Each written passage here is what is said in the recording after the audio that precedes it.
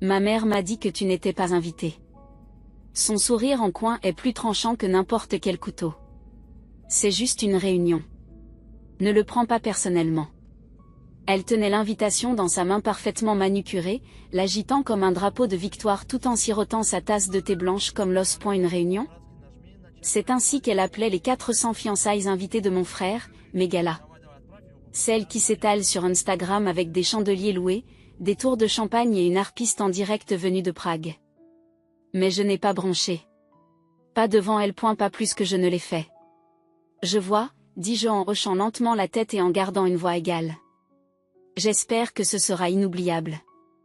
Oh, ça le sera, a-t-elle gloussé en me tapotant l'épaule comme si j'étais une petite fille perdue qui s'était égarée dans des affaires d'adultes. Tu as toujours été un peu à part dans ce genre d'événement. Et c'est ainsi qu'elle est sortie de la pièce. Revenant à elle comme si elle n'avait pas fait exploser une nouvelle mine dans ce qui était notre relation. Ce soir-là, je me suis assis à la petite table de la cuisine de mon modeste appartement de 2 chambres, fixant l'écran de mon ordinateur portable. Le curseur clignotait. Mes doigts ont plané au-dessus du clavier. Puis j'ai commencé à taper. Le lendemain matin, tout a changé. La lumière du soleil a frappé mon visage alors que j'ouvrais la porte pour prendre le courrier. Je n'étais pas habillée pour quoi que ce soit, je portais juste un sweat à capuche trop grand et mes cheveux étaient coiffés en un chignon désordonné. Mais ce que j'ai vu de l'autre côté m'a glacé le sang, des micros, des caméras, des perches, des camionnettes satellites et des journalistes, des dizaines, alignés sur le trottoir devant ma petite maison. Ils criaient des questions. Pouvez-vous confirmer que c'est vous qui les avez exposés? Pourquoi n'avez-vous pas parlé plus tôt? Votre frère a-t-il vraiment dit ces choses dans l'enregistrement? Votre mère était-elle au courant? Voulez-vous intenter une action en justice? J'ai cligné des yeux, confuse, hébétée, jusqu'à ce que mon téléphone bourdonne si violemment dans ma main qu'il a failli tomber. Les notifications ont explosé sur l'écran. En vogue. #Ava a révélé la vérité. J'ai appuyé sur un message. Et j'étais là, capturé dans une vidéo floue provenant de mes médias sociaux, à côté de captures d'écran d'un article anonyme que j'avais écrit sous un pseudonyme, et que les lignées numériques avaient maintenant relié à moi.il s'intitulait « Le fils d'or et la vérité pourrie, ce que le monde ne sait pas de lui ». Il était devenu viral. Et la photo de mon frère, juste à côté d'un clip audio, où l'on reconnaît sa voix. Riant des fonds de charité qu'il avait empruntés à la collecte de fonds pour la lutte contre le cancer chez les enfants pour sa demande en mariage. Un enregistrement privé que je n'avais pas prévu de diffuser. Jamais. Jusqu'à cette nuit-là. Jusqu'à ce sourire en coin. 2 semaines plus tôt. Je l'avais regardé mentir. Au donateur. À sa fiancée. À toute notre famille. Lors d'un brunch familial, je l'ai écouté se vanter de sa nouvelle villa de luxe, prétendant qu'il l'avait construite grâce à son génie des affaires. Mais je savais que ce n'était pas le cas. Parce que j'étais là la nuit où il est entré dans mon appartement en titubant, complètement ivre, avouant comment il avait détourné des dizaines de milliers de dollars de l'association caritative qu'il aidait à diriger, m'utilisant comme thérapeute parce que personne d'autre ne comprend la culpabilité comme toi, Ava. Parce que j'ai toujours été l'invisible. La silencieuse. La douce. La déception artistique. Et je ne l'ai jamais dit. Pas à propos des mensonges. Pas sur la nuit où il a frappé quelqu'un et l'a payé pour qu'il se taise. Pas sur la façon dont ma mère l'a aidé. Mais après ce sourire en coin, quelque chose s'est brisé. Retour au présent. Alors que la frénésie médiatique s'amplifiait devant ma porte, je suis sortie pieds nus. Je n'ai pas dit un mot. Jusqu'à ce que je la voie. Ma mère. Vêtue de talons de marque. Son visage pâle. Les lèvres tremblantes. Non pas de rage, mais de désespoir. Comme si elle avait réalisé trop tard que la fille qu'elle avait renvoyée n'était pas déplacée. Elle attendait juste son moment. Et il est arrivé. J'ai pris le micro offert par un journaliste et j'ai levé les yeux vers la caméra. Je m'appelle Ava Linton, dis-je clairement. Et c'est mon histoire. Pas la sienne. Pas la leur. La mienne. L'air a changé. Même le vent a semblé s'arrêter. Je n'ai pas cligné des yeux. Et je n'allais pas m'arrêter. Les flashs des appareils photo ne se sont pas arrêtés. Pas quand je me suis détournée. Pas quand j'ai fermé la porte. Ni même quand je me suis effondrée sur le sol de mon couloir. Et ma main tremblait encore. Je n'avais rien prévu de tout cela. Je n'avais posté l'article que par instinct de survie. Pas par vengeance. Mais maintenant, il avait une vie propre. J'ai vérifié mon téléphone à nouveau. Ma boîte de réception était inondée. Journalistes. Des cabinets d'avocats. Des producteurs de podcasts. Même des célébrités qui voulaient amplifier mon histoire. Je ne savais pas ce qui me terrifiait le plus. L'attention ou le fait que, pour la première fois depuis des années, quelqu'un m'écoutait. Et pas n'importe qui. Tout le monde. Mais mon téléphone a de nouveau sonné. Et quand j'ai vu le nom sur l'écran, ma gorge s'est sèche instantanément. Logan, mon frère. Je n'ai pas répondu. Je ne pouvais pas. Pas encore. Au lieu de cela, je me suis levée, je suis allée dans la cuisine et j'ai ouvert le meuble du bas. Derrière de vieilles casseroles et des boîtes de céréales empilées se trouvait un dossier rouge poussiéreux. Je ne l'avais pas regardé depuis près d'un an. À l'intérieur se trouvait tout ce que j'avais documenté. Des captures d'écran. Des textes. Les états financiers que je l'avais aidé à organiser. Parce que Logan n'était pas doué pour les textos. J'étais la seule de la famille à connaître Excel suffisamment bien pour nettoyer les comptes. C'est comme ça que je l'ai découvert. Et c'est pourquoi il n'a jamais pensé que je dirais un mot. 2 ans plus tôt. Ne sois pas si dramatique, dit-il en riant. Jetant son verre de vin sur le coussin du canapé comme s'il s'agissait d'un dessous de verre. Ce n'est pas comme si les enfants étaient en train de mourir. Ce n'est que temporaire. Je l'ai regardé fixement, figé. Tu as utilisé les dons pour acheter une Rolex? Je la rembourserai. J'avais juste besoin d'être à la hauteur pour la réunion de présentation. Tu sais comment fonctionne le jeu, Ava. Les apparences comptent. Personne ne fait confiance à un pauvre PDG. Mais ces dons étaient, techniquement, dans un fonds d'utilisation générale, non affecté, me coupa-t-il. Je suis clair maintenant. Et si tu penses à m'exclure, ne le fais pas.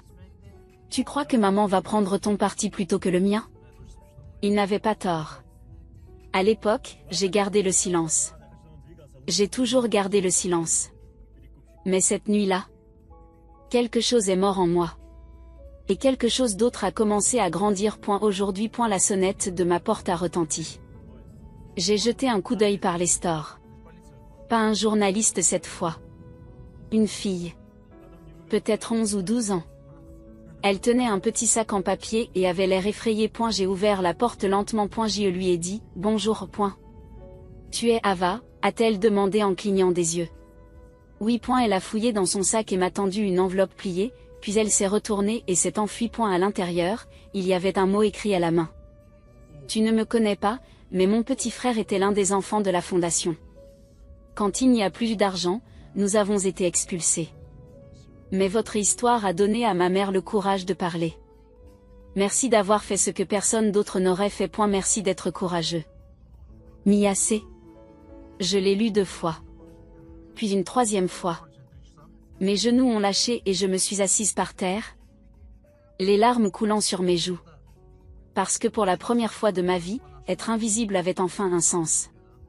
J'avais sauvé quelqu'un. Pas en criant, mais en disant la vérité. Plus tard dans la nuit, j'ai enfin décroché le 5e appel de Logan. Ava, m'a-t-il dit. Pas de bonjour. Juste de la fureur. Qu'est-ce que tu as fait? Tu as tout gâché. Il n'y a pas eu d'excuse. Pas de choc. Juste de la rage. Tu n'allais jamais être satisfaite jusqu'à ce que tu m'entraînes dans ta chute, n'est-ce pas? Il l'a vu. Tu es jalouse. Tu l'as toujours été. J'ai serré le téléphone contre moi, en essayant de ne pas perdre mon souffle. Jaloux de quoi? De Logan? De l'escroquerie? Les mensonges? Ou de la partie où j'ai nettoyé ton bordel et où je me suis fait virer de la famille pour ça? Tu penses que ça fait de toi un héros? Sa voix se fendit. Tu penses que tu es meilleur que moi maintenant?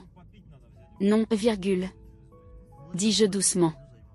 Je pense que je me suis enfin souvenu de qui je suis. Silence. Puis il a raccroché. 2 jours plus tard, le conseil d'administration de l'organisation caritative a publié une déclaration publique. Et la frénésie médiatique a redoublé. Des enquêtes ont été annoncées. Et pourtant, le moment le plus dur n'était pas encore arrivé. Il est arrivé sous la forme d'un coup. Pas la presse. Pas la police. Mais elle. Ma mère. Elle se tenait devant ma porte. Son manteau Chanel était boutonné jusqu'en haut, des lunettes de soleil cachaient ses yeux. On peut parler, a-t-elle dit. Pas de sourire en coin cette fois. Pas de tasse de thé. Pas de tour de victoire. Juste une mère qui avait l'air secouée. J'ai ouvert la porte. Elle est entrée comme si elle entrait dans la maison d'un étranger. Je t'ai mieux élevé que ça, a-t-elle commencé. La voix ferme mais cassante. Il y a des affaires privées dans le monde. Tu as humilié cette famille. Je ne l'ai pas interrompu. Votre frère est accusé de délit. Votre père a dû annuler sa croisière de retraite. Notre nom est partout. J'ai attendu. Puis j'ai demandé, pourquoi n'ai-je pas reçu d'invitation, maman? Cela l'a arrêté. Quoi? Pour la fête de fiançailles. Pourquoi je n'en ai pas reçu? Elle a hésité. Puis elle a cligné des yeux. Parce que tu aurais rendu les choses gênantes. Tu n'es pas vraiment, présentable à ces événements. Ava. C'était ça. La vérité. L'ancienne vérité. Je l'ai regardé dans les yeux. Tu veux dire que je ne suis pas contrôlable? C'est ce que tu voulais dire. Ses lèvres se sont écartées. Puis se sont refermées. Et à ce moment-là, j'ai ressenti quelque chose d'inattendu. De la pitié. Parce que la femme qui avait toujours exercé un pouvoir sur moi, qui pouvait ruiner ma confiance d'un simple regard, ressemblait maintenant à quelqu'un qui s'accrochait désespérément à un récit qui ne fonctionnait plus. Je suis désolée d'en arriver là, ai-je dit. Je le suis vraiment, mais je ne regrette pas d'avoir dit la vérité. Elle s'est retournée, silencieuse, et est partie. Pas un au revoir. Pas même un regard en arrière. Et la fois suivante où mon téléphone a sonné, je m'attendais à ce qu'on me presse davantage. Mais la voix au bout du fil n'était pas celle d'un journaliste. C'était elle. Bonjour, Ava, dit une voix douce. Nerveuse. Familière. C'est Blair. Blair. La fiancée de Logan. Celle que je n'ai jamais vraiment rencontrée. Celle dont le visage a été placardé partout dans les magazines de mariage et les sponsors de marque. Soigneusement conçu pour être l'amour de l'Amérique. J'ai senti ma mâchoire se crisper. Pourquoi m'appelles-tu? C'est juste que, on peut se rencontrer? S'il te plaît. Dans un endroit privé. Je n'ai pas répondu tout de suite. Sa voix n'était pas celle de quelqu'un qui défend Logan. Elle sonnait différemment. Lourde.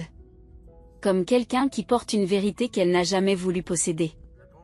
J'ai donc accepté. Nous nous sommes retrouvés dans un café quelconque de l'est de la ville, loin des journalistes et des regards.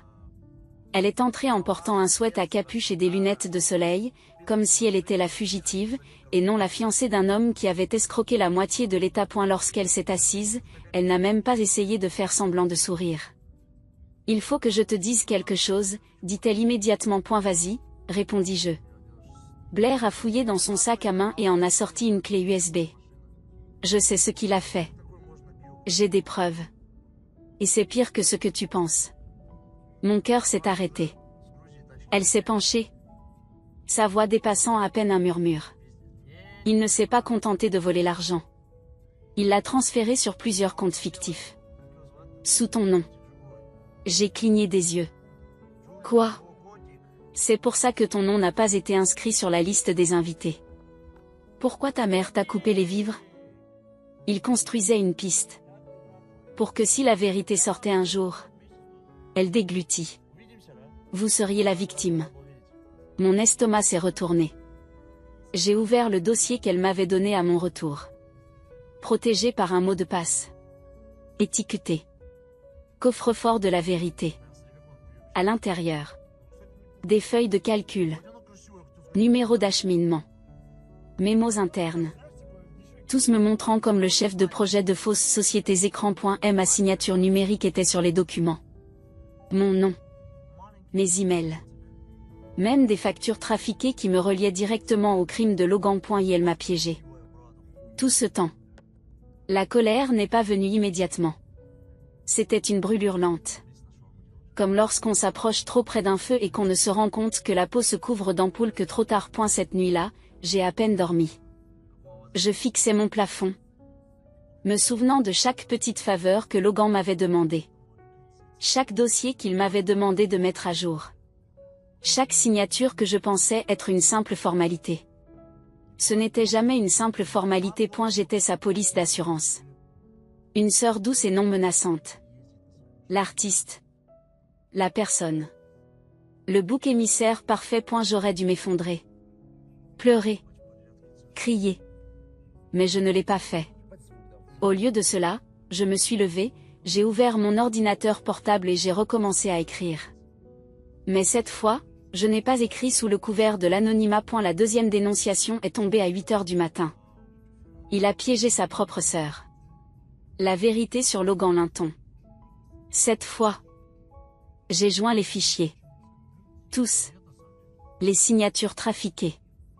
Les dates. Les fausses transactions. Des captures d'écran côte à côte prouvant que ma signature avait été prélevée sur des formulaires fiscaux que j'avais remplis il y a des années. C'était clair. Il avait tout planifié. Jusqu'à la réunion. Jusqu'à l'annonce de ses fiançailles.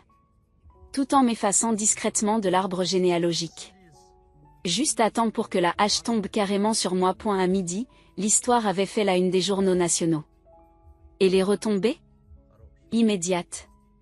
Une enquête fédérale a été lancée. Les donateurs ont retiré leur soutien. Des sponsors l'ont abandonné du jour au lendemain. Était le rebondissement le plus inattendu ? Blair. Elle s'est exprimée publiquement. Avec larmes. Dans une interview nationale. Elle a dénoncé non seulement la fraude de Logan, mais aussi Logan Linton. Mais il y a quelque chose que je savais. Il l'avait menacé. Menacé de révéler des secrets sur sa famille. Son statut d'immigré. Tout ce qui pourrait la faire taire. Elle a tout dit. Et quand elle a fini, elle a terminé par une phrase que je n'oublierai jamais. J'aurais aimé rencontrer Eva en premier. Parce qu'elle ne s'est pas contentée de survivre à sa famille. Elle leur a demandé des comptes. C'est la personne la plus courageuse que je connaisse. J'aurais dû me sentir justifiée. J'aurais dû sourire. Mais la vérité, c'est que je me sentais vide. Parce que la justice n'est pas toujours accompagnée de feux d'artifice. Parfois, elle ne laisse que du silence. Dans ce silence, on reste assis avec les souvenirs de ce qui aurait dû être. Le frère que je pensais avoir. La mère que je voulais. La famille que j'ai perdue. Mais ce que j'ai gagné. Moi-même. Et c'était quelque chose que personne ne pouvait forger. On a encore sonné à la porte. Je m'attendais à ce que ce soit le FBI. Au lieu de cela, c'était une femme. D'âge moyen. Le regard bienveillant. Elle tenait une pile de livres. « Vous êtes Eva ?» demande-t-elle. « Oui. Je dirige un refuge local pour jeunes filles », dit-elle en souriant gentiment. « Nous aidons les adolescentes qui sortent de foyers violents. Et nous avons lu votre histoire tous les jours. Ces filles ? Elles pensent que vous êtes une super-héroïne. » Elle m'a tendu les livres. Sur chacun d'eux, il y avait un mot. Écrit à la main. Des crayons de couleur. Des paillettes. Des petits cœurs. Je veux être comme Eva un jour. Elle a dit la vérité même quand ça faisait mal. Merci d'avoir été courageuse pour nous tous. Ma gorge s'est serrée. Ma vision s'est brouillée. J'ai serré les livres contre ma poitrine. Et pour la première fois depuis le début, j'ai souri. Pas pour les caméras. Pas pour la foule. Mais pour MOI. Et la salle d'audience était glacée. Ou peut-être était-ce juste ma peau. J'étais assise seule, 2 rangées derrière la table de l'accusation. Pas de famille, pas d'amis. Juste moi. Logan était assis devant, en retrait. J'ai regardé 2 avocats. Des avocats coûteux. Il n'avait plus l'air d'un golden boy. Ses cheveux étaient ébouriffés. Son costume grondait. Il avait l'air plus petit. Défraîchi. Comme si la brillance avait été enlevée. Ne laissant que de la rouille en dessous. Les accusations étaient empilées comme des briques. Fraude électronique. Fraude à la charité. Évasion fiscale. Complot. Usurpation d'identité. Chaque mot me faisait l'effet d'une pierre. Mais ce n'est que lorsqu'ils ont lu mon nom comme preuve que mon estomac s'est retourné. Et je me suis sentie comme une pierre. Ava Linton, la sœur de l'accusé, était à l'origine positionnée pour être la victime de l'activité frauduleuse. Le jury s'est tourné vers moi pendant que l'accusation présentait ses arguments. Tout ce que j'ai pensé, c'est que c'est ça, être entendu. À l'extérieur du tribunal, la foule était dense. Des manifestants. Des journalistes. Des avocats. Certains tenaient des pancartes sur lesquelles on pouvait lire « Croyez-la. Soutenez Ava ». Je n'aurais jamais pensé devenir un symbole. Mais je ne voulais pas la célébrité. Je voulais la liberté. Et la nuit précédant la sentence, j'ai reçu un appel d'un numéro inconnu. J'ai répondu sans réfléchir. Bonjour. Ava. C'était lui. Logan. Emprisonné. Privé de sa caution. En attente de la sentence. Sa voix était rauque. Bonjour. Pourquoi avez-vous fait ça? J'ai demandé. Pas de colère. Juste une question. Une vraie. Il y a eu une longue pause. Puis il a murmuré, parce que je ne pensais pas que tu te défendrais. C'était tout. C'était toute la vérité. Il ne m'a jamais considéré comme faible. Il me voyait comme une personne silencieuse. Et c'était pire. Le lendemain matin, la voix du juge a retenti dans la chambre. Monsieur Linton, vous êtes condamné à 16 ans de prison fédérale. Halètement. Clic de caméra. Des mains sur les bouches. Mais je n'ai pas bronché. Parce qu'à ce moment-là, il ne s'agissait plus de vengeance.